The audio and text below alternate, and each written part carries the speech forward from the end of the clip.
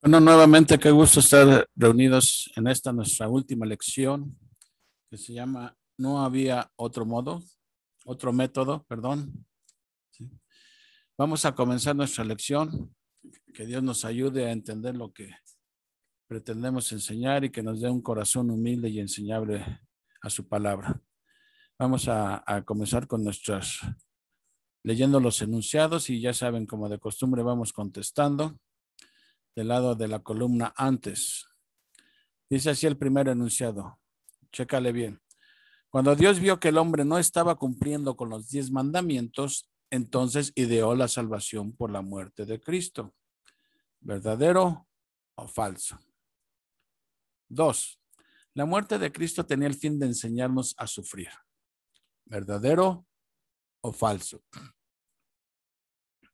3. La muerte de Cristo fue para pagar por los pecados cometidos por nosotros. ¿Verdadero o falso? Hay varias maneras de salvarse y cada persona escoge la que cree mejor. ¿Qué piensas? ¿Esto es verdadero o es falso? 5. Podemos cancelar nuestros pecados haciendo una cosa buena por cada pecado cometido. ¿Verdadero o falso? El problema del pecado se resuelve totalmente por la muerte de Cristo para aquel que cree en él. ¿Verdadero o falso? Para proveer nuestra salvación, Cristo lo hizo todo y nada queda por hacerse para ser salvo. 8. Dios podía habernos perdonado sin que Cristo muriera. ¿Verdadero o falso? El sacrificio que hizo Cristo fue el único suficiente que Dios acepta para el perdón de pecados. ¿Verdadero o falso? Continuemos leyendo. Cuando leemos acerca de los grandes sufrimientos que padeció Jesucristo al ser crucificado, siendo objeto de burla y de injusticia de hombres crueles, nos preguntamos, si Dios Padre amaba tanto a su Hijo, ¿por qué le permitió sufrir así? Creemos que un Padre terrenal no permitiría eso. ¿Por qué Dios, que ama más que un Padre terrenal, sí lo permitió? Estudiemos los siguientes pasajes para ver si podemos encontrar la respuesta a dicha pregunta. Y claro que la vamos a encontrar. Vámonos primeramente al capítulo 26 de Mateo, versículo 36 al 39. Y vamos a ver qué nos dice la palabra de Dios. Como siempre te recomiendo que tengas tu Biblia a la mano y por si no la tienes, aquí te pongo yo el versículo. Dice así. Entonces llegó Jesús con ellos a un lugar que se llama Getsemaní y dijo a sus discípulos, sentaos aquí, entre tanto que voy allí y oro. Tomando a Pedro y a los dos hijos de Zebedeo, comenzó a entristecerse y a angustiarse en gran manera. Entonces Jesús les dijo, mi alma está muy triste hasta la muerte. Quedaos aquí y velad conmigo. Yendo un poco adelante, se postró sobre su rostro, orando y diciendo, Padre mío, si es posible, pase de mí esta copa, pero no sea como yo quiero, sino como tú. No hay ningún conflicto entre las dos voluntades aquí. Vamos a ver qué nos preguntan aquí. ¿A qué copa se refería Jesús en su oración? Jesús estaba a punto de pagar por todos los pecados del mundo. Estaba a punto de recibir toda la ira de Dios sobre él. Normalmente la palabra copa en el Antiguo Testamento se refiere a un juicio de ira de Dios. Y Jesús estaba próximo a recibir toda la ira de Dios por nuestros pecados. Dice concretamente cuál fue la petición de Jesús. Bueno, que si era posible pasar de él esa copa. ¿Fue concedida esta petición? Por supuesto que no, no fue concedida. Jesús pidió que si fuese posible pasar de él aquella hora. ¿Fue posible? Para nada, no fue posible. Ese era el propósito de su venida a este mundo y todo tenía que seguir conforme al plan divino. Algunos quizá pensarían, bueno, los enemigos de Jesús pudieron más que él, por eso lo crucificaron o no tenía quien le ayudara, pobre, estaba solo. Nada de eso. Vamos a ver lo que dice Mateo 26, ahí mismo, del versículo 47 al 54. Y vamos a ver qué nos dice la palabra de Dios. Dice, mientras todavía hablaba, vino Judas, uno de los 12, y con él mucha gente con espadas y palos, de parte de los principales sacerdotes y de los ancianos del pueblo. Y el que le entregaba les había dado señal diciendo, al que yo besare, ese es, prenderle. Y enseguida se acercó a Jesús y dijo, salve, maestro, y le besó. Y Jesús le dijo, amigo, ¿a qué vienes? Entonces se acercaron y echaron mano a Jesús y le prendieron. Pero uno de los que estaban con Jesús, que por otro evangelista sabemos que se refiere a Pedro, extendiendo la mano, sacó su espada e hiriendo a un siervo del sumo sacerdote le quitó la oreja. Entonces Jesús le dijo, vuelve tu espada a su lugar, porque todos los que tomen espada, a espada perecerán. Ahora checa lo que él dice Jesús aquí. ¿Acaso no piensas que no puedo ahora orar a mi Padre y que él no me daría más de 12 legiones de ángeles? Pero ¿cómo entonces se cumplirían las escrituras de que es necesario que así se haga? Evidentemente aquí la respuesta de Jesús está diciendo que él contaba con la ayuda de su Padre. Para él no hubiera sido ningún problema librarse de eso, de ese arresto y de lo que le esperaba. No era ningún problema para él. Como dice aquí, bastaba con que orara al Padre y le podía mandar 12 legiones de ángeles. Ahora, esta palabra legión se refiere a una cantidad de 6,000 personas, que era una legión en el ejército romano, equivalía a 6,000 personas. Entonces, 12 legiones de ángeles, pues era 72,000 ángeles. Imagínense, de que había ayuda estaba disponible. Pero la pregunta es, ¿pero cómo entonces se cumplirán las escrituras de que es necesario que así se haga? Esto nos está dando aquí una pista. Lo que iba a suceder con Jesús estaba ya escrito. Ya estaba profetizado, ¿sí? Y vamos a ver ahorita en dónde estaba esto profetizado. Vamos primeramente a nuestras respuestas, ¿sí? Y vamos a ver qué nos dice aquí. Dice, ¿por qué no he hecho mano de ese recurso? Dice Jesús, porque ¿cómo entonces se van a cumplir las escrituras? En otras palabras, no he hecho mano de ese recurso porque se tenían que cumplir las escrituras. Todo lo que estaba escrito acerca de Jesús se tenía que cumplir. Cada mínimo detalle se tenía que cumplir.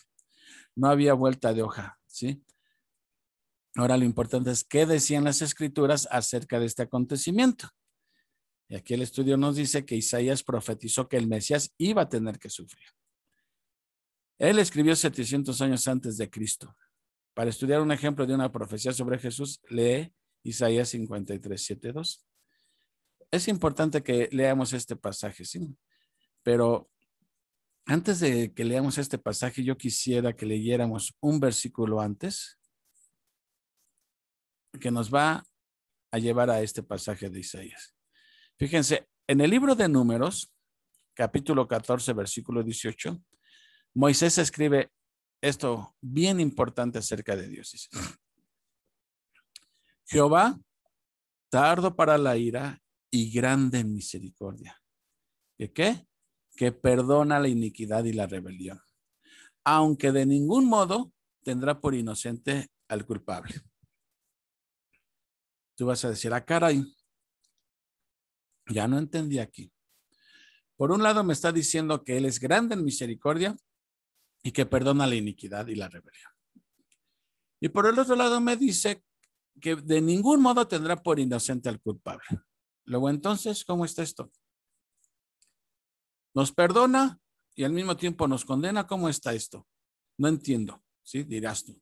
Bueno, vamos a ver cómo Dios puede resolver este asunto. Esto que para nosotros representa un dilema, cómo Dios puede perdonar y al mismo tiempo no tiene por inocente al culpable, pues suena como algo contradictorio. Vamos a ver, la respuesta es justamente la profecía de Isaías. Y vamos a ver qué dice la profecía de Isaías. Y la voy a leer en la nueva versión NTV, ¿sí? Nueva traducción viviente, porque está más claro, se explica mejor el sentido de lo que dice la Reina Valera 60. ¿Sí? Dice así, pero escúchenla con mucha atención. Dice, escribe el profeta Isaías, y voy a empezar a leer desde los últimos versículos del capítulo 52, porque justamente ahí es donde empieza esta profecía. Dice así: miren, mi siervo prosperará, será muy exaltado. Pero muchos quedaron asombrados cuando lo vieron. Ve imaginándotelo en tu mente. Tenía el rostro tan desfigurado que apenas parecía un ser humano. Y por su aspecto no se veía como un hombre. Si tú viste la película de Jesucristo, como en la crucifixión, es nada a comparación como dejaron a nuestro Salvador. Deshecho su rostro, ¿sí? Como dice aquí, parecía cualquier cosa menos un ser humano. Dice, y él alarmará a muchas naciones. Los reyes quedarán mudos ante él. Verán lo que no se les había contado. Entenderán lo que no habían oído hablar.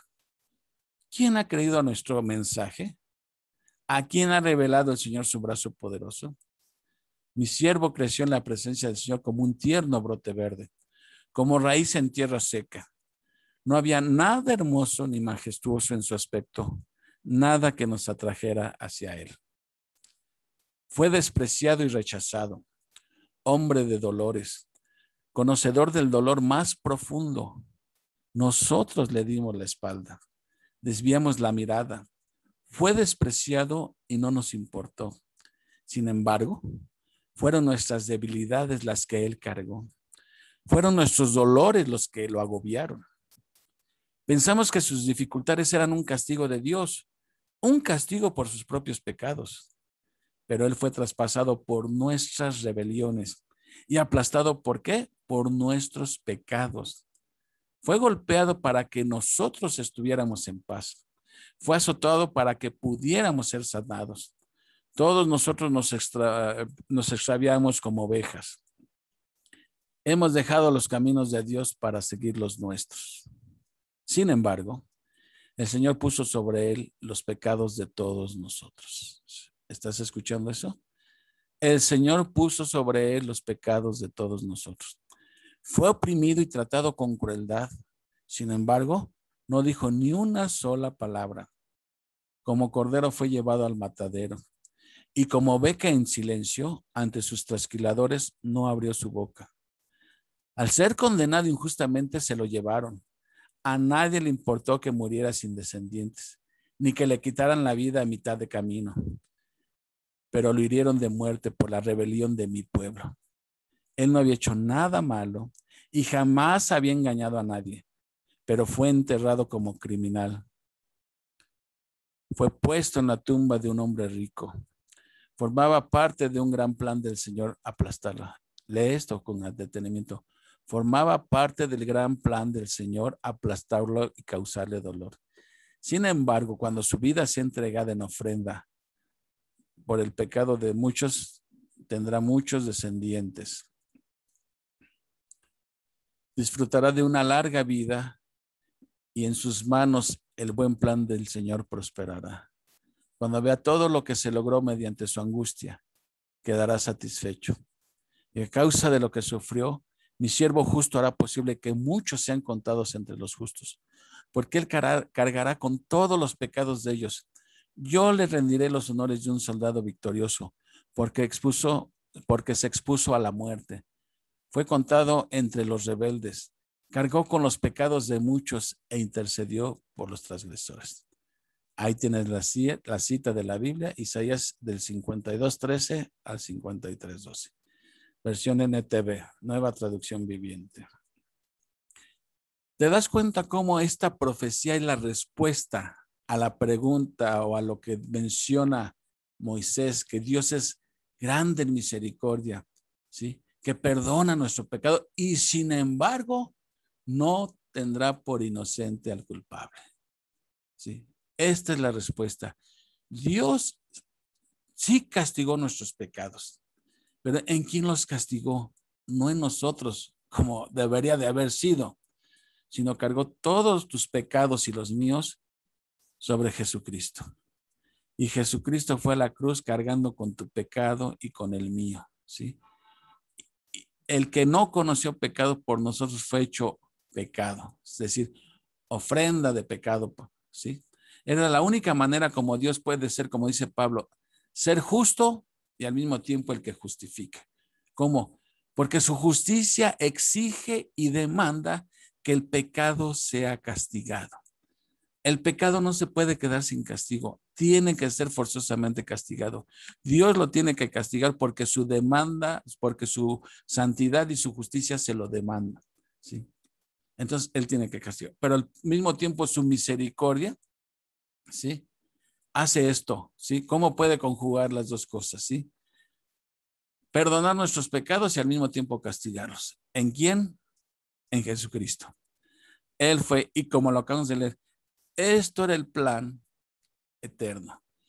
Este plan no fue sobre la marcha, este fue el plan eterno desde en la eternidad pasada, este plan estaba. Ya Jesús estaba destinado para morir por nuestros pecados. O sea, no es que a Dios se le ocurrió esto cuando vio que el hombre pecaba. Dios todo lo sabía desde un principio cómo iba a ser todo y nuestro Salvador ya estaba destinado para esto. Entonces, solamente entendiendo esta profecía podemos entender cómo Dios es rico en misericordia y sin embargo no tiene por inocente al culpable. Ve esa imagen. Ahí estamos tú y yo representados por el Señor Jesucristo. Bueno, vamos a ver, continuar después de que hemos leído esta profecía que nos arroja mucha luz en lo que estamos viendo. Vamos a ver. Vamos a leer, ¿tenía poder Jesucristo para bajarse de la cruz? Vamos a ver qué nos dice Mateo 27. De esta manera también los principales sacerdotes, escarneciéndole con los escribas, o sea, burlándose, y los fariseos y los ancianos decían, a otro salvó, a sí mismo no se puede salvar. Si es el rey de Israel, descienda ahora de la cruz y creeremos en él. ¿Cómo ves? ¿Cómo ves? ¿Jesús podría haberse bajado de la cruz? Por supuesto que sí. Es más, ni siquiera llegado a la cruz porque tenía más poder que entonces. Pero ¿por qué fue la cruz? Lo acabamos de leer. Era el plan eterno de Dios, ¿sí? Que Jesús muriera como ofrenda por el pecado de nosotros, ¿sí? Por eso no se podía bajar, ¿sí? Y por eso él tenía que morir tal como estaba escrito. Si Jesús hubiera muerto de otra manera que no fuera la que estaba escrita, lo siento, él no era el Mesías. Vamos a suponer que hubiera muerto atravesado por una lanza o algo así, no en la cruz. ¿Entiendes ahora por qué Pedro le dice a Jesús, de ninguna manera esto te suceda cuando dice voy a la cruz? ¿Sí? Porque era Satanás quien estaba tratando de impedir que Jesús fuera a la cruz, ¿sí? Porque sabía lo que esperaba, ¿sí? Obviamente estaba usando a Pedro, por eso Jesús se voltea y le dice, aléjate de mí, Satanás, me eres tropiezo. Entonces, ellos pensaban, bueno, si a otro salvó, ¿por qué no se salva a sí mismo? Si es el rey de Israel, que descienda ahora y creeremos en él. No, no funcionaban así las cosas. Si lo estamos viendo gracias a esa profecía de Isaías 53, que así tenía que ser, así estaba escrito y así tenía que ser. Dice aquí, ¿tenía poder Jesucristo para bajarse de la cruz? Por supuesto que sí. ¿Por qué no se bajó de la cruz entonces? Sí, porque era necesario que se cumplieran las escrituras. 3, ¿para qué era necesario? Pues para que hubiera el pago de nuestros pecados. Si no, ¿quién iba a pagar por nuestros pecados? Nosotros o pagas tú mismo con tu vida por tus propios pecados y quedar separado para siempre de Dios, ¿sí? Nadie puede pagar por tus pecados más que alguien sin pecado. Y ese alguien es Jesús. Por eso era necesario. Qué bueno que estemos entendiendo por qué fue necesario que Jesús muriera en la cruz por nuestros pecados. Era la única manera de librarnos de la condenación. Si Cristo no hubiera sufrido, ¿habría salvación para nosotros? No. Tenía que cumplirse cada detalle de las profecías acerca de Cristo. Vamos a poner otro, que Jesús no hubiera nacido en Belén, que nació en Galilea. Pues entonces lo descalifica como el Mesías. Cada profecía, repito, se tenía que cumplir al pie de la letra. Cada una. Entonces, pregunta 5, ¿no puede haber algún plan para nuestra salvación que no requiera la muerte de Cristo? No, no lo hay. La paga del pecado es muerte. El alma que pecare ciertamente morirá. Pero alégrate, alégrate, porque alguien ocupó nuestro lugar. Nuestros pecados llevaron a Jesús a la cruz, ¿sí?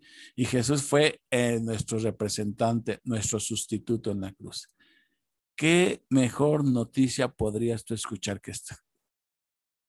Ninguna, no hay ninguna. Vamos a leer Primera de Pedro 2:24. Vamos a ver cómo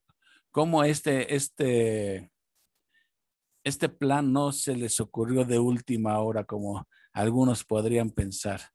Esto nos demuestra una cosa, la soberanía y el control de Dios que tiene sobre las cosas. Fíjense lo que dice 1 Pedro 2:24. Quien llevó el mismo, ¿a quién se refiere? A Jesús. Quien llevó, por así decirlo, quien llevó Jesús nuestros pecados en su cuerpo sobre el madero. Propósito, escúchalo bien, para que nosotros, estando muertos a los pecados, vivamos a la justicia, y por cuya herida fuisteis sanados. ¿Te das cuenta lo que hizo Jesús en la cruz? ¿Sí? ¿Cuál fue el propósito? Esta preposición para, que aparece aquí, te da el propósito. ¿Por qué Cristo llevó nuestros pecados en su cuerpo sobre el madero? Propósito, para que nosotros, estando muertos a los pecados, vivamos. Esa fue la razón, ¿sí? Vivamos a la justicia, y por cuya herida, por cuyo sacrificio fuimos nosotros sanados. Espiritualmente. Luego vamos a ver qué dice aquí Primera de Pedro. Déjenme mover. Primera de Pedro 3:8. Nuevamente dice, porque también Cristo padeció una sola vez por los pecados. Una sola vez. ¿Sí? El justo por los injustos. El santo, el sin pecado, por los pecadores. El justo habla de Jesús, los injustos habla de todos nosotros. Nuevamente, el propósito para, ¿sí? Esta preposición que nos indica el propósito. ¿Por qué Jesús padeció una vez por nuestros pecados? Propósito, para llevarnos a Dios. No hay otra manera de que podamos ser llevados a Dios si no es por la muerte de Cristo, el justo por los injustos, siendo a la verdad muerto en la carne, pero vivificado en espíritu. Vamos a contestar aquí ahora. ¿Qué hizo Cristo por nuestros pecados cuando fue crucificado? ¿Sí? Cargó con ellos, ¿sí? Se los llevó, ¿sí? Como el chivo expiatorio que se llevaba los pecados, ¿sí? Eso fue lo que hizo Jesús cuando fue crucificado. Quitar nuestros pecados de encima, llevárselos, ¿sí? ¿Qué significa que Cristo llevó nuestros pecados? Significa que tus pecados y los míos fueron puestos sobre de Él. Fueron puestos sobre de Él, y cargando con nuestros pecados, Él murió. ¡Wow! Pero resucitó, como señal de que el Padre quedó satisfecho con su sacrificio. Vámonos ahora a 1 de Pedro 3:18. Vamos a ver qué nos dice 1 de Pedro 3:18. Y dice, esta ya la leímos, porque también Cristo padeció una sola vez por los pecados, el justo por los injustos, para llevarnos a Dios. Esto ya lo habíamos leído, entonces regresamos acá. ¿Sí? Dice, según este versículo, ¿qué propósito tuvo el sufrimiento de Cristo? Llevarnos a Dios. Repito, el propósito de la muerte de Jesucristo en la cruz fue llevarnos a Dios. Segundo, pregunta, ¿a quién se refiere el justo en estos versículos? ¿A quién? Ya lo dijimos. A Jesús. No hay vuelta de hoja. ¿A quiénes se refiere los injustos en este versículo? Pues a ti y a mí. A los pecadores, nosotros. ¿Qué significa que Cristo murió por nosotros? Esto ya lo había explicado en la clase pasada. Significa que Cristo murió por mis pecados, o sea, por mi culpa. Mis pecados fueron los que llevaron a Cristo a la cruz. Entonces, en esta manera, tú y yo somos los responsables de la muerte de Jesús. Prácticamente podemos decir, nosotros lo matamos, porque fue por nuestra culpa que Él tuvo que ir a la cruz para morir por nuestros pecados. Entonces, por nosotros significa por nuestra causa, por nuestra culpa. Y también significa en nuestro lugar. Si murió por nosotros, Él ocupó nuestro lugar. El castigo que nosotros merecíamos, ¿sí? Nuestro representante, nuestro sustituto, Él lo recibió, ¿sí? Ahora, vamos a contestar las 5. Fíjense, ya vamos entendiendo aquí. Cristo pagó por nuestros pecados, por lo tanto, ¿Cuál de estas tres opciones es la buena? ¿Nosotros debemos pagar también? ¿No queda nada que pagar? ¿O debemos esforzarnos para pagar lo que podamos? Evidentemente que es la segunda. No queda nada por pagar. Cuando Jesús murió, ustedes recordan que una de las frases clásicas que dijo Jesús antes de morir en la cruz dijo, consumado es. Y la palabra consumado es, que en griego es una sola palabra, tetelestai, significa totalmente pagado. Lo que Jesús dijo antes de morir, totalmente pagado. ¿Pagado qué? Nuestra deuda. Ya la pagó totalmente Él, ¿sí? Entonces, por lo tanto, no queda nada que pagar, ¿sí? Injusto sería Dios que cobrara la deuda dos veces. Si ya la pagó Jesús, ya no nos la puede cobrar a nosotros porque ya alguien ya la pagó por nosotros, ¿sí? Imagínate, tú vas a casa de un amigo y tu hijo rompe un vidrio, ¿sí? Y tu hijo no tiene para pagar, entonces tú le dices a tu amigo, no hay problema, aquí está el vidrio, aquí está el dinero del vidrio del que rompió mi hijo. Ya recibe el pago. ¿Crees que sería justo que él se lo vuelva a cobrar a tu hijo? No es posible. Las deudas se pagan una sola vez, ¿sí? Y si Jesús dijo totalmente pagado, es que es totalmente pagado. No dijo, yo doy el enganche y ustedes terminan de pagar la deuda. No, totalmente pagado, tetelestai, ¿sí? Entonces la respuesta es, no queda nada que pagar. 6. La muerte de Cristo era necesaria ya que, ¿cuál de las tres opciones escoges tú? Nuestro pecado es tan grande que no se puede pagar con menos. Nosotros debemos aprender a hacer sacrificios también, o sus enemigos pudieron más que él. Evidentemente que es la primera. Nuestro pecado es tan grande que no se puede pagar con menos. Tan grave es nuestro pecado que requirió la muerte del Señor, ¿sí? Para saldar nuestra deuda. No es cualquier cosa el pecado. El pecado es cosa seria, ¿sí? Que requiere para ser pagado la muerte del que nunca pecó. Número 1, pregunta que sigue. ¿Qué es lo que no nos puede salvar según el versículo 18? Bueno, vamos a ver qué dice Primera de Pedro 1, 18, 20. Y vamos a ver qué nos dice la palabra. Dice así, sabiendo que fuiste rescatados de vuestra vana manera de vivir. El Señor nos rescató de nuestra vana manera de vivir. Vana manera de vivir una vida vacía, sin propósito, inservible. De ahí fuimos rescatados, la cual recibiste de vuestros padres, ¿sí? No con cosas corruptibles como oro o plata, ¿sí? ¿Cómo fuimos rescatados? Dice, con la preciosa sangre de Cristo, como de un cordero sin mancha y sin contaminación. Escucha, ya destinado desde antes de la fundación del mundo, pero manifestado en los postreros tiempos por amor de vosotros. Esto escribe Pedro y nos está explicando que Jesús ya estaba destinado desde antes de la fundación del mundo. Fíjate, desde antes que tú y yo pecáramos, ¿sí? Ya estaba destinado Jesús para morir por nuestros pecados. Ya Dios sabía lo que íbamos a hacer nosotros y ya tenía listo el remedio, Jesucristo. ¿Cuándo fue eso? Antes de la fundación del mundo. Es muy clara la palabra de Dios en este sentido. Entonces, vamos a contestar nuestro cuestionario. Dice, ¿qué es lo que no nos puede salvar según este versículo, según el versículo 18? Nuestra vana manera de vivir, ¿sí? O no puede salvarnos ni el oro ni la plata, ¿sí? O sea, ¿qué significa que ni el oro ni la plata nos puede salvar? Que la salvación no se compra. No hay nada que puedas tú pagar para ser salvo. Nada, absolutamente nada. Ni oro ni plata. Todo eso es vanos, inservible, ¿sí? Dijimos, el pecado es tan grande que no se puede pagar ni con oro ni plata, ¿sí? Sino con la sangre inmaculada de Jesús.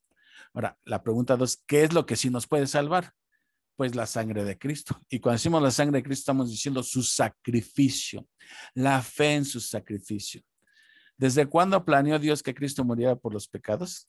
Como veíamos, cuando vio que no nos componíamos nosotros, que pecábamos, no.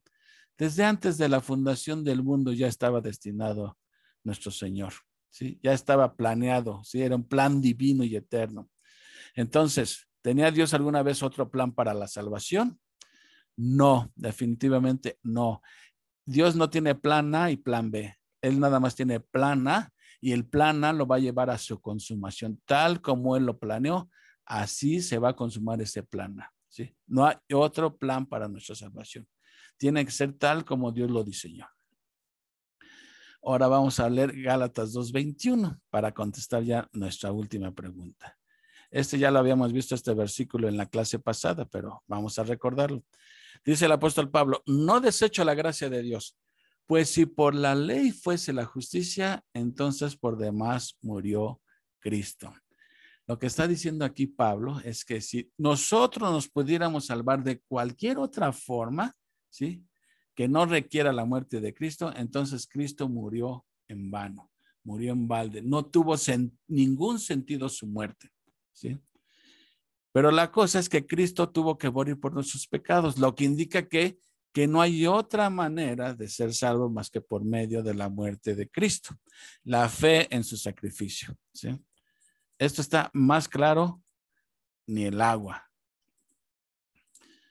Ahora, fíjense, dice aquí, el argumento de este versículo consiste en que si fuera posible salvarnos por medio de guardar la ley, los 10 mandamientos, no tendría caso que Cristo se sacrificara, pero hemos visto que el sacrificio de Cristo fue necesario. Ahora, señale otras cosas que harían también totalmente inútil la muerte de Cristo si ellas pudieran salvarnos. O sea, aquí de lo que se trata es ponerle ahí un tachecito, una marca, a lo que tú piensas que si cualquiera de estas 6 cosas salvaran, hacen inútil la muerte de Cristo. En otras palabras, si las buenas obras salvan, hace innecesaria la muerte de Cristo. Entonces ahí, tachecito ahí a las buenas obras. La religión también, si la religión salvara, pues con que tengas una religión, no importa la que sea, eres salvo, eso también haría innecesaria e inútil la muerte de Cristo. La sinceridad, no importa qué tan sincero seas en tu religión, si tu fe no está puesta en el sacrificio de Cristo, por muy sincero que seas en tu creencia religiosa, no te va a salvar, y si te salvara, eso haría innecesaria la muerte de Cristo. Entonces, ritos, sacrificios personales, tradición, si funcionaran, harían inútil la muerte de Cristo. Creo que esto está muy claro. Dice, desde luego la conclusión es que si cualquiera de estas cosas nos pudiera salvar, por muy buena que sea, entonces la muerte de Cristo no fue realmente necesaria. Pero si fue necesaria, ninguna de estas cosas nos pueden salvar. Esta es la razón por la que Dios permitió a su Hijo Jesucristo sufrir así. Bueno, vámonos ahora a las respuestas de la columna y vamos a ver cómo nos fue esta vez. Cuando Dios vio que el hombre no estaba cumpliendo con los 10 mandamientos, entonces ideó la salvación por la muerte de Cristo. Esto ya vimos que esto es falso. Falso, esto no fue así, esto es falso. La muerte de Cristo tenía el fin de enseñarnos a sufrir. Esto es falso también. La muerte de Cristo fue para llevarnos a Dios. La muerte de Cristo fue para pagar por los pecados cometidos por nosotros. Verdadero. Hay varias maneras de salvarse y cada persona escoge la que cree mejor. Una sola manera hay. Nadie viene al Padre sino por mí, dijo Jesús. Así que esto es falso. Podemos cancelar nuestros pecados haciendo una cosa buena por cada pecado cometido. Ni se puede ni nos alcanzaría la vida, ¿sí? Esto es falso, ¿sí? No hay nada que puedes hacer para cancelar un solo pecado. El problema del pecado se resuelve totalmente por la muerte de Cristo para aquel que cree en él. Esto sí es verdadero. El problema del pecado se resuelve totalmente, no parcialmente, totalmente por la muerte de Cristo. ¿Pero para quién? Para aquel que cree en él. Es clara la escritura. Para proveer nuestra salvación, Cristo lo hizo todo y nada queda por hacerse para ser salvo. ¿Sí? Ya lo hizo Jesús todo. Ahora, mucho cuidado con este enunciado, porque aquí depende cómo lo entendamos. Miren, para proveer nuestra salvación, Cristo lo hizo todo y nada queda por hacerse para ser salvo. Esto sería verdadero.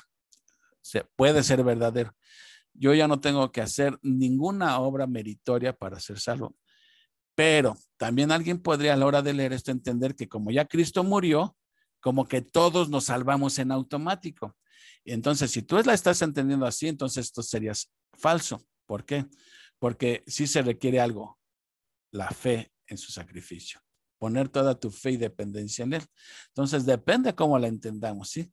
Cristo ya lo hizo todo, porque yo puedo entender, bueno, ya Cristo lo hizo todo, totalmente pagado, pues ya nada más lo acepto y ya, bueno, desde ese punto de vista sí, pero otro podría pensar, bueno, si ya Cristo lo hizo todo, pues entonces ya que me preocupa, ya nos salvó a todos, o sea, como que nos salvamos todos en automático, no es así.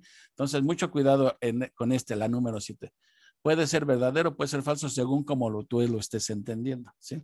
Ya vimos que obras meritorias, nada te sirve para ganar el favor de Dios, ¿sí? Pero no te salvas en automático, ¿sí? Hay que poner nuestra fe en Jesucristo. La fe son las manos que toma el regalo de Dios. 8. Dios podía habernos perdonado sin que Cristo muriera. Ya vimos que eso no era posible. Tenía que ser tal como estaba escrito. Así que esto es falso. Y el sacrificio que hizo Cristo fue el único suficiente que Dios acepta para el perdón de pecados. Esto es verdadero. Lo único que Dios acepta como el pago por tus pecados es tu fe en el sacrificio de Cristo. Digo, esto está clarísimo. No entiendo por qué algo que está tan claro en las escrituras, hay gente que le cuesta trabajo creerlo o de plano no lo cree. Confía más en sus obras que en lo que Cristo le está ofreciendo, ¿sí? ¿Sí? Normalmente porque estamos acostumbrados a que todo me lo tengo que ganar. Pero discúlpenme, la salvación, esa sí no se gana. Esa solamente se recibe por fe. Bueno, vamos a ver qué más tenemos aquí. Ya les dije, en la última hoja están las respuestas. Por si tienes duda en alguna, puedes checarlas ahí. Ahí están los versículos. Ahora ve lo que dice aquí Jesús en el versículo para memorizar. Juan 14:6. Jesús dijo, fíjate, yo soy el camino. No está diciendo un camino, como si hubiera varios. Yo soy el camino. Y la verdad quiere decir que no dice una verdad, como si hubiera varias verdades. Y la verdad quiere decir que hay una sola verdad. ¿Quieres conocer la verdad? Es Jesús. Así se autodenominó en la verdad. Y la vida está en Cristo. Ahora ve, nadie viene al Padre sino por mí. No hay otra manera de llegar al Padre más que por Cristo. No es por medio de las obras, ni de la religión, ni de la sinceridad, ni de nada. Solamente por Cristo puede uno llegar. Él es el puente que nos lleva a Dios. ¿Sí? Vamos ahora a continuar porque ya nos estamos acercando al final. Déjenme ver aquí. Espérenme un segundito. Ahí está. Miren, quiero explicar con esta ilustración que está aquí. Yo en mis tiempos, cuando empecé como cristiano, me hacía yo una pregunta. Bueno, ¿será verdad que nosotros somos los que estamos bien y la mayoría está mal? Digo, me sonaba como un poco de arrogancia espiritual. ¿A poco nada más solo unos pocos estamos bien y la mayoría está mal? ¿No será que los que estamos mal somos nosotros? Digo, porque yo voy a una iglesia católica y no hay ni dónde sentarse de tanta gente que hay. Y a la iglesia que yo asistía éramos unos cuantos, ¿sí? Y estuve batallando con esta pregunta, esta inquietud, pero las respuestas están en la Biblia. Y un día llegó, gracias a Dios, este versículo a mi vida. Abriendo mi Biblia vi que aquí estaba la respuesta a lo que me inquietaba. Fíjense, palabras mismas de Jesús dice, entrad por la puerta estrecha, porque ancha es la puerta y espacioso el camino que lleva ¿a dónde? A la perdición. Y muchos son los que entran por ella. Luego dice aquí, porque estrecha es la puerta y angosto el camino que lleva a la vida, y pocos son los que la hallan. Ahí estaba la respuesta que yo buscaba.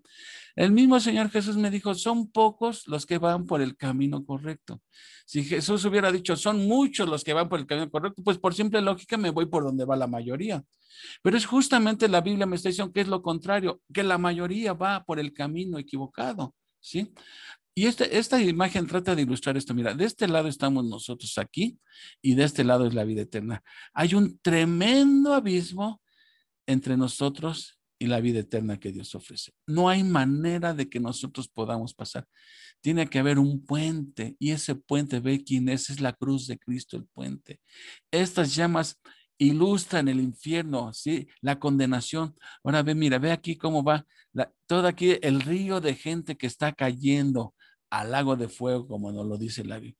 Y bien dice aquí, esta ilustración ejemplifica muy bien lo que está diciendo Jesús. Son poquitos los que van por el camino angosto, ¿sí? Y mira, ve aquí en el camino ancho, porque van muchos. En el camino ancho, todos prefieren el camino ancho porque ahí puedes llevar el equipaje que quieras. O sea, aquí es tan angosto que no puedes llevar el equipaje que quieras. Aquí puedes llevar todos tus pecados, tus filosofías, todo, no pasa nada. Pero mira, la misma Biblia dice, hay caminos que al hombre parecen derecho, pero su final es camino de muerte, ¿sí?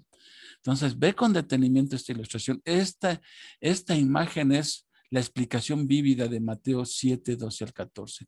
Jesús lo está diciendo, ancha es la puerta y espacioso el camino. Este es espacioso el camino. Ve qué ancha está la puerta, dice. Y estrecha es la puerta, aquí está la puerta, Jesucristo. Y angosto es el camino que lleva a la vida, ¿sí? Y pocos son los que la hallan. ¿En dónde te consideras tú? ¿En el montón aquí que va rumbo a la perdición? ¿O entre los pocos que han encontrado la puerta estrecha? ¿Sí? Quiero explicarte esto. Es lo que eso que te acabo de poner ahí, esa imagen es el puente de Dios a la vida eterna. Mira, básicamente resumiendo, aterrizando todo lo que hemos visto, ¿sí?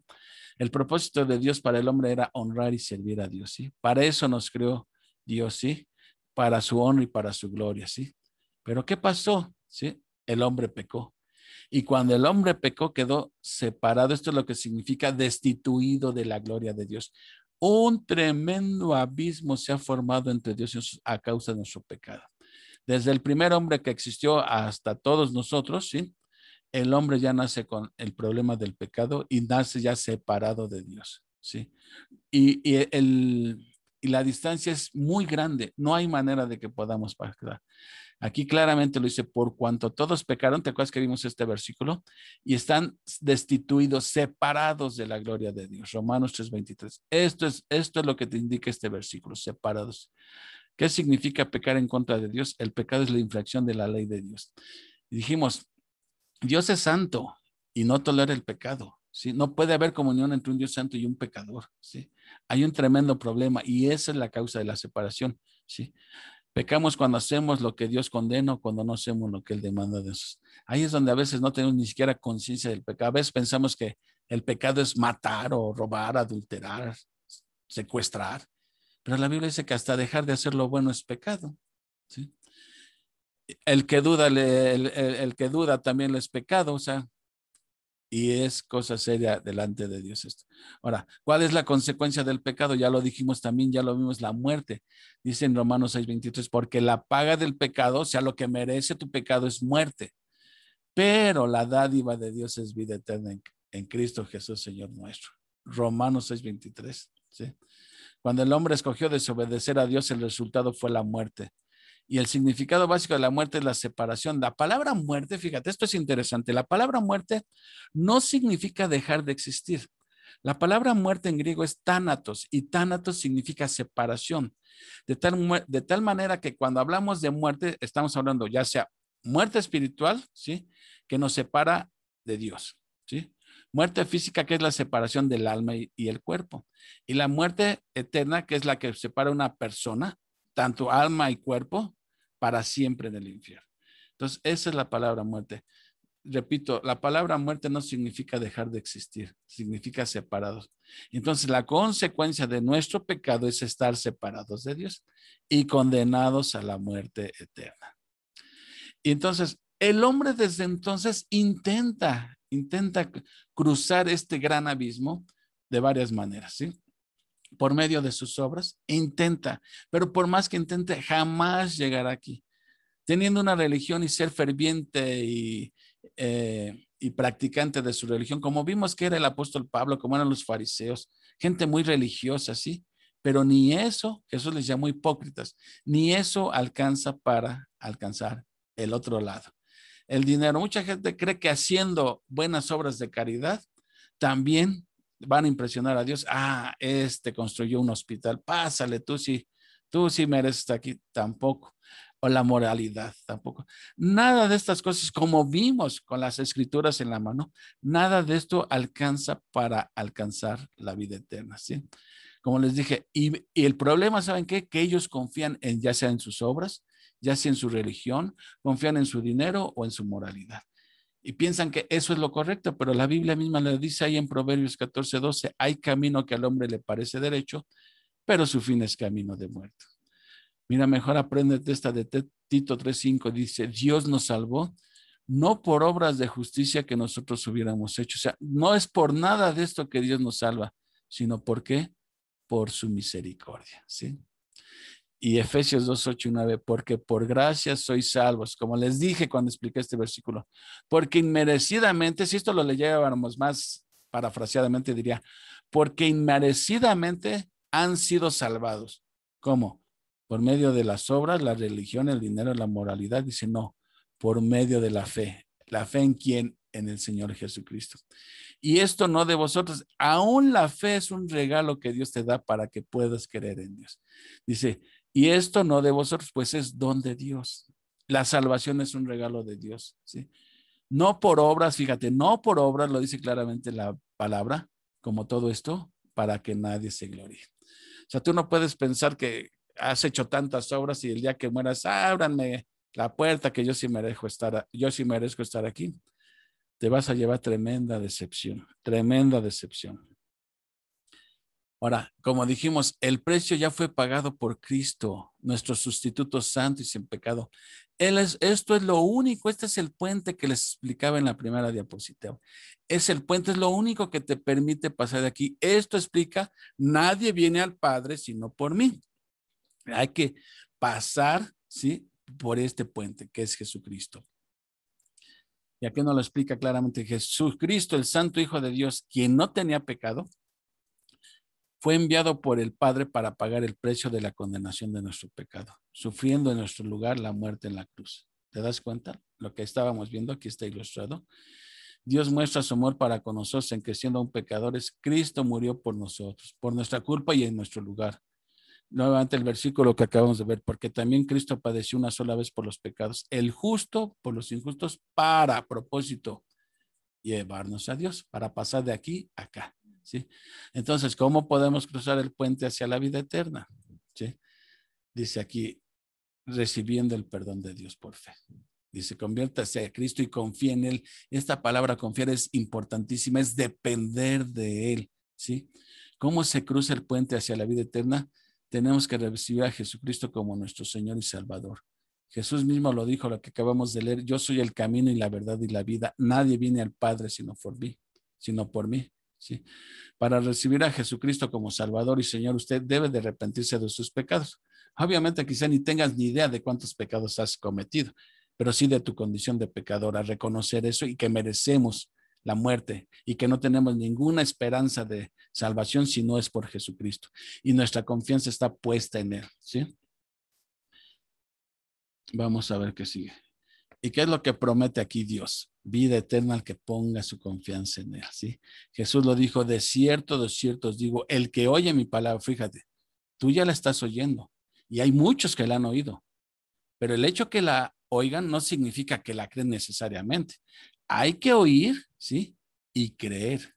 El que oye mi palabra y crea al que me envió, ¿qué tiene? Vida eterna.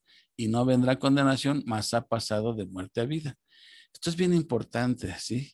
La Biblia dice que no basta con el oír. Hay muchas personas que han escuchado el Evangelio miles de veces y no son salvos. ¿Por qué?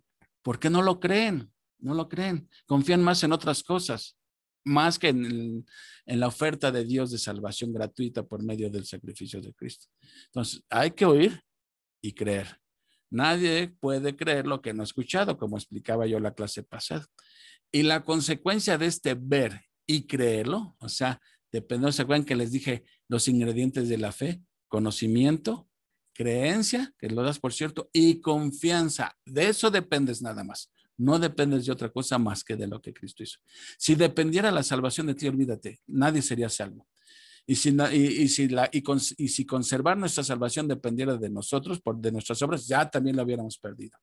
Entonces, nuestra seguridad de salvación está garantizada por Cristo, ¿sí? Y qué bueno que está en sus manos, no en la de nosotros, si no ya lo hubiéramos perdido. Entonces, la consecuencia de poner nuestra fe en Cristo es tener vida eterna. No hay condenación. Ahora pues, ninguna condenación hay para los que están en Cristo. Romanos 8:1. ha pasado de muerte, de este lado de aquí, ha pasado acá, a vida. Ahora, miren, nuevamente les pongo esta ilustración. Aquí nada más hay dos caminos, el camino angosto y el camino ancho. Y uno tiene que elegir por dónde va uno. Miren, ahora les voy a hablar del camino ancho y espacioso. Dice, la Biblia también nos habla sobre este camino ancho y espacioso. Dice en Apocalipsis 20:12, y vi los muertos, grandes y pequeños, y los libros fueron abiertos, y el otro libro, el cual se llama el libro de la vida. Aquí están toda la gente, vean el río de gente que iba por el camino ancho y espacioso. Los que rechazaron la oferta de Dios, los que prefirieron confiar en sus obras antes que confiar en un Salvador crucificado. Aquí está. Aquí se demuestra cómo lo que dice Jesús es cierto. Son muchos, pero muchos los que van por el camino que lleva a la perdición. ¿Sí? Y qué tristeza ahí. Ven. Y fueron juzgados los muertos por las cosas que estaban escritos en los libros. Apocalipsis 20:12b. Todos van a ser juzgados por las cosas que están escritas en los libros. Y esto está escrito en Apocalipsis. Y viene lo más terrible, dice, y el que no se halló inscrito en el libro de la vida fue lanzado al lago de fuego. Apocalipsis 20:15. El que no fue hallado inscrito en el libro de la vida fue lanzado al lago de fuego. Miren, no sé si a ti esto te suena a fantasía o a cuéntame una de vaqueros, pero esto es la clara enseñanza de la palabra de Dios. Es increíble que Jesús enseñó más acerca del infierno que del cielo, ¿sí? Esto es cosa real, ¿sí? Esto es cosa real. Y dice aquí finalmente en Apocalipsis 20:14, y la muerte y el Hades fueron lanzados al lago de fuego. Esta es la muerte segunda. Terrible cosa. Hemos visto ya los dos caminos. Ya vimos el camino angosto, ¿sí? La puerta estrecha que lleva a la vida eterna, ¿sí? Ya vimos cómo se puede ir por ese camino. Ya lo dijimos claramente, confiando en Jesucristo como nuestro único y suficiente Salvador. Hay dos caminos, hay dos destinos, ¿sí? El camino angosto que lleva a la vida eterna y acabamos de ver el camino ancho que lleva a la perdición. ¿Cuál vas a escoger tú? Ese es el propósito de este estudio, que tú puedas ver las dos opciones que hay, ¿sí? Y mi oración es que Dios te guíe a la decisión más importante que puedas tomar en tu vida. Déjenme, miren, aquí dice, ¿quiere usted recibir a Jesucristo hoy como su Señor y Salvador? Si desea hacerlo, usted debe admitir que usted ha pecado en contra de Dios y pedirle perdón a Él. Hay que humillarse delante de Dios, reconocer, sí, Señor, he pecado en contra de ti, no una vez, 1000 veces o más, ¿sí? No hay nada que pueda yo hacer para salvarme, nada. Si tú me mandas al infierno, no estás haciendo ninguna injusticia porque he pecado contra tu santidad, ¿sí? Eso es admitir. Segundo, creer que el Señor Jesucristo es el Hijo de Dios, el cual murió por usted en la cruz, resucitó de entre los muertos y es el Señor. Así que eso es lo único que nos puede librar, ¿sí?, de la condenación. Y la otra es confía en Jesucristo, en que sea tu Salvador y tu Señor. Miren, yo creo que este versículo que está aquí queda ad hoc con lo que acabo de explicar, los dos caminos. Hay dos caminos, ¿sí? Dos destinos, pero solamente hay una elección. O es uno o es otro. Moisés, cuando ya estaba a punto de morir, exhortó al pueblo a esto. Vean lo que dice Moisés cuando ya les leyó la cartilla y los exhortó. Dice Moisés, a los cielos y a la tierra llamo por testigos hoy contra vosotros, que os he puesto delante de la vida y de la muerte, la bendición o la maldición. Escoge pues la vida para que vivas tú y tu descendencia, amando a Jehová tu Dios, atendiendo su voz y siguiendo a él, porque él es vida para ti y prolongación de tus días. Esto es exactamente lo mismo que acabamos de mostrar con este estudio de vida eterna, ¿sí? Hemos puesto delante de ti la vida y la muerte. la bendición o la maldición. Ahora te corresponde a ti. ¿Qué quieres escoger? ¿La vida para que vivas? O sea, ¿escoges a Cristo o escoges el camino ancho que va a la perdición? Por el que va mucha gente transitando, ¿sí? Ignorando lo que le espera. ¿Por qué? Jesús dijo claramente, erráis ignorando las escrituras. Ahora tú ya conoces lo necesario como para poner tu confianza en Jesucristo. Ya tienes el conocimiento. Puede ser que hasta creas que esto es verdadero, ¿sí? Pero hasta ahí no ha pasado nada contigo. Tienes que depender de su sacrificio. No confiar en nadie más que en el sacrificio de Cristo como el pago por tus pecados. Y mi oración es que Dios te conceda, por medio de su Espíritu Santo, te mande un rayo y te ilumine y puedas rendir tu vida a Dios, que aceptes a Jesucristo como tu único y suficiente Salvador y que decidas seguirle, que estés atendiendo a su voz y siguiéndole a él, que cada día le conozcas más y más y más. Y esto yo no lo puedo hacer por ti, nadie lo puede hacer por ti. Solamente es entre tú y Dios. Que Dios extienda su misericordia sobre ti y te guíe a la decisión más importante que puedas tomar en tu vida, que es la decisión de aceptar a Jesucristo como tu único y suficiente Salvador. Que Dios te bendiga, que te ilumine y que caigas rendido a los pies de Cristo, ¿sí? Mientras tanto, fue un gusto poder compartir la palabra de Dios, el mensaje de salvación, ¿sí? Y ahora la pelotita ya está de tu lado. ¿Qué piensas hacer con Jesucristo? Que Dios te bendiga, ¿sí? Y muchas bendiciones para cada uno de ustedes y los que se hayan tomado la molestia de